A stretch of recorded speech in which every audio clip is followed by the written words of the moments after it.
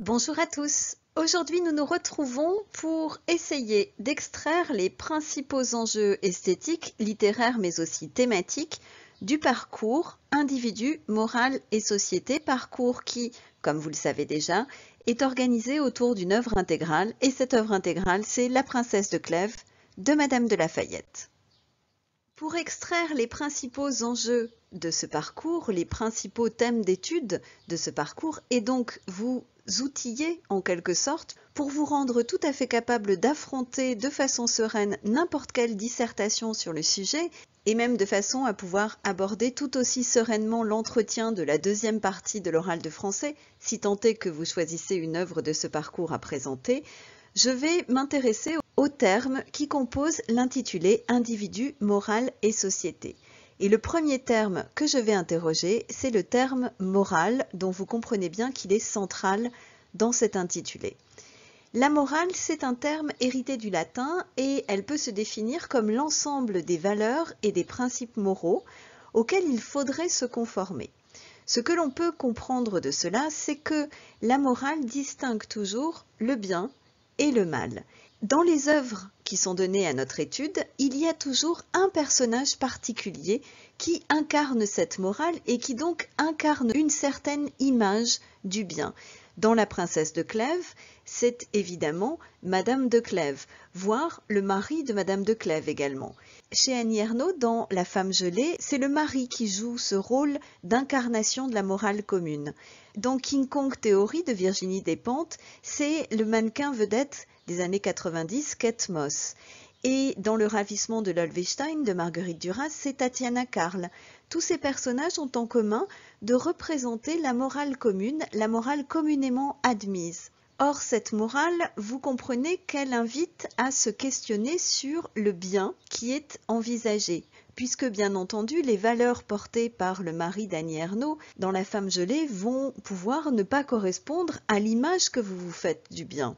Et ces romans vont donc tous, à leur façon, poser la question du bien que l'on entend poursuivre, la question de ce qui est considéré comme le bien dans une société donnée.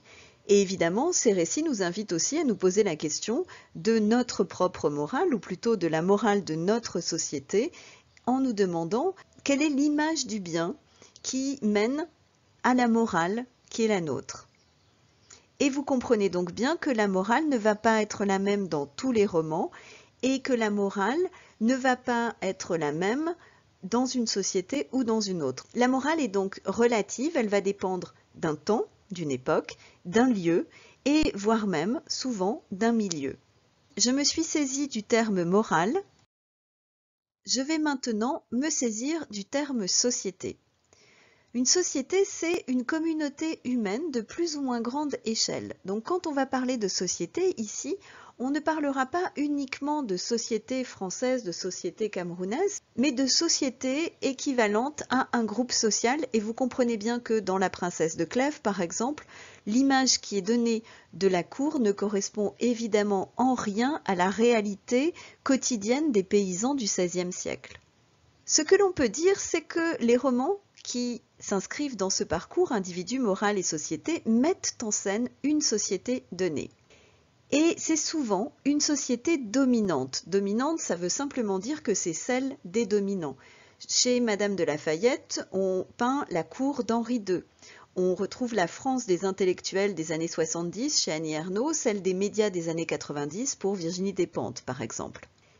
Il va donc falloir, lorsque l'on s'intéresse à ces romans, être attentif à la peinture de la société, parce que la façon dont la société va être peinte va nous donner des indications sur le regard que l'auteur porte sur elle. Par exemple, chez Virginie Despentes, la société est présentée comme une société de consommation qui privilégie à la fois ceux qui ont du pouvoir et ceux qui ont aussi un pouvoir financier, puisque au cœur de ce récit de Virginie Despentes se trouve bien entendu la question des médias, de la publicité et des modèles, des idéaux que transmet cette publicité.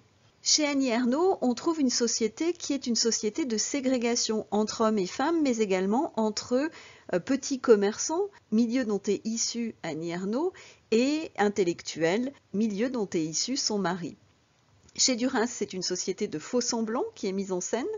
Et chez Madame de La Fayette, c'est à la fois une société d'exception qui est magnifiée par le roman avec des gens qui sont tous très beaux et très brillants. Mais Madame de La Fayette souligne aussi le danger et les faux-semblants de cette société, notamment avec le recours à une esthétique qui va favoriser les ellipses, les litotes, les atténuations, en d'autres termes, le fait de passer sous silence tout ce qui peut heurter. Ces sociétés, dans les romans, elles sont principalement envisagées à travers la place qui tient un personnage féminin. Une femme qui va exister dans chacun des romans, principalement dans sa relation aux hommes. Autant dire qu'il s'agit de romans qui questionnent évidemment la place de la femme dans la société, de romans que l'on peut dire féministes, mais en faisant très attention aux termes que l'on emploie, puisque bien évidemment, Madame de La Fayette serait très surprise que l'on dise d'elle aujourd'hui qu'elle est une féministe.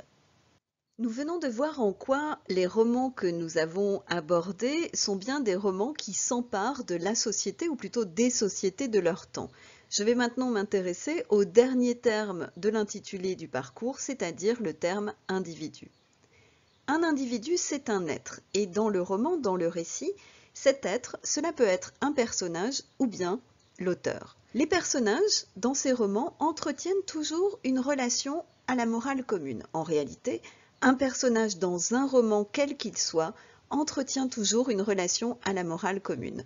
Soit ce personnage adhère à la morale commune, c'est le cas dans l'épopée antique, c'est le cas dans les romans de chevalerie du Moyen-Âge et d'une certaine façon dans La Princesse de Clèves. Dans ce cas-là, les personnages deviennent finalement porteurs des valeurs, des principes moraux de leur époque. Ou bien, deuxième cas de figure, les personnages vont s'opposer aux principes moraux de leur époque. C'est le cas pour les personnages de Virginie Despentes, d'Annie Ernaux, c'est le cas pour Phèdre de Racine, et d'une certaine façon aussi, c'est le cas de La Princesse de Clèves, nous y reviendrons ensuite. Ces personnages sont toujours des créations littéraires. Ce ne sont pas des personnes, ce sont des personnages. Ils sont donc nourris par la fiction, par l'imagination de leur auteur, même quand ils ont des liens très forts avec le réel, comme chez Madame de La Fayette qui s'inspire de personnages historiques, ou plus encore chez Annie Ernaux ou Virginie Despentes qui racontent leur propre histoire.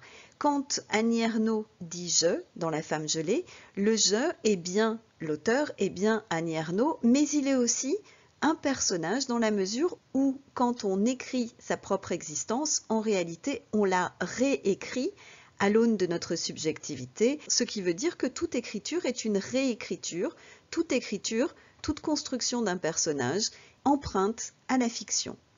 Cela veut dire que ces personnages, qu'ils soient ou non en relation avec des personnes réelles, des personnages historiques, sont des outils de l'argumentation.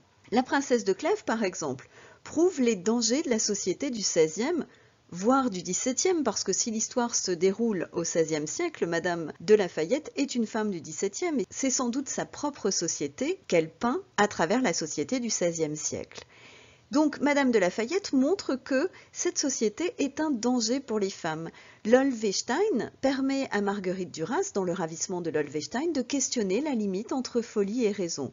Il faut donc considérer que les romans, les récits qui sont entre nos mains amènent le lecteur, comme le personnage, à se forger sa propre éthique. L'éthique, c'est un mot qui vient du grec et il désigne en grec exactement ce que morale désigne en latin, c'est-à-dire les mœurs. Mais avec le temps, avec certains penseurs, éthique a pris une signification un petit peu différente. On considère que la morale, ce sont des principes et des valeurs qui dominent dans une société donnée, même si cette société est toute petite, est une micro-société, alors que l'éthique concerne davantage l'individu et son propre questionnement face à la morale communément admise. Les personnages sont aussi le reflet des questionnements éthiques, évidemment, de leurs auteurs. Et dans La Princesse de Clèves, on se rend compte que Madame de La Fayette affirme de façon très forte une morale, qui est une morale donc communément admise, mais communément admise dans le groupe des personnes jansénistes dont elle fait partie et qui condamne évidemment la morale communément admise de la cour dans laquelle les galanteries, les courtisaneries sont de rigueur. Voilà pour les principaux enjeux littéraires thématiques, esthétiques des romans que vous avez pu étudier dans le parcours individu, morale et société. Vous avez désormais tout en main pour pouvoir réfléchir de façon efficace à n'importe quel sujet de dissertation. J'en ai donc terminé et je vous souhaite une excellente journée.